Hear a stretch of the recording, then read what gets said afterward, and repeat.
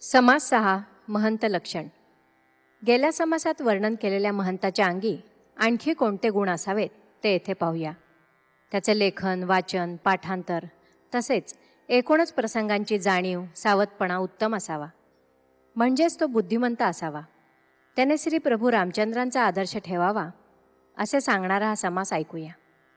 श्रीराम शुद्ध नेटके लिहावे, लिहून शुद्ध शोधावे, शोधून शुद्ध वाचावे, चुको नये. विष्कळित मातृकाने मस्त कराव्या, धाट्या जाणोन सदृढ धराव्या, रंग राखोन भराव्या नाना कथा.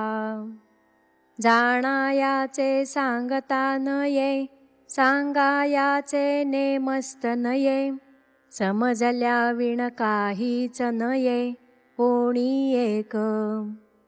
हरिकथा निरूपण नेमस्तपणे राजकारण, वर्तायाचे लक्षण तेही असावे.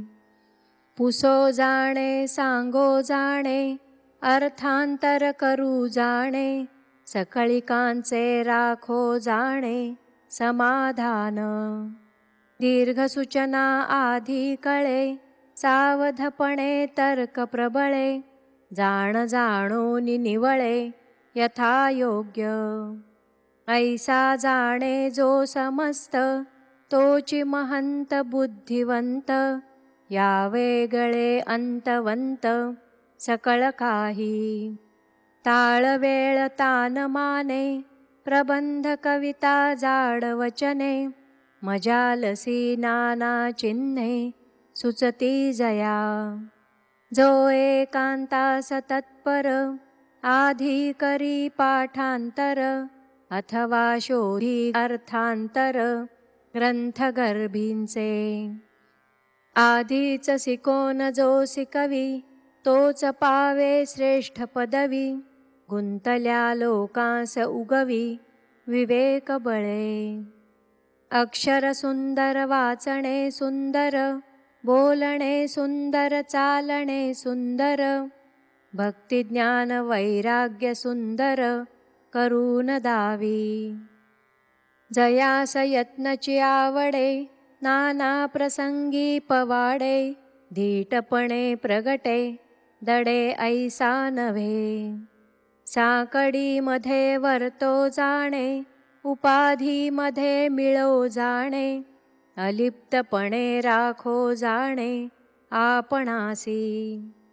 आहे तरी सर्वा ठाई, पाहो जाता कोठेची नाही, दैसा अंतरात्मा ठाईंचा ठाई गुप्त झाला.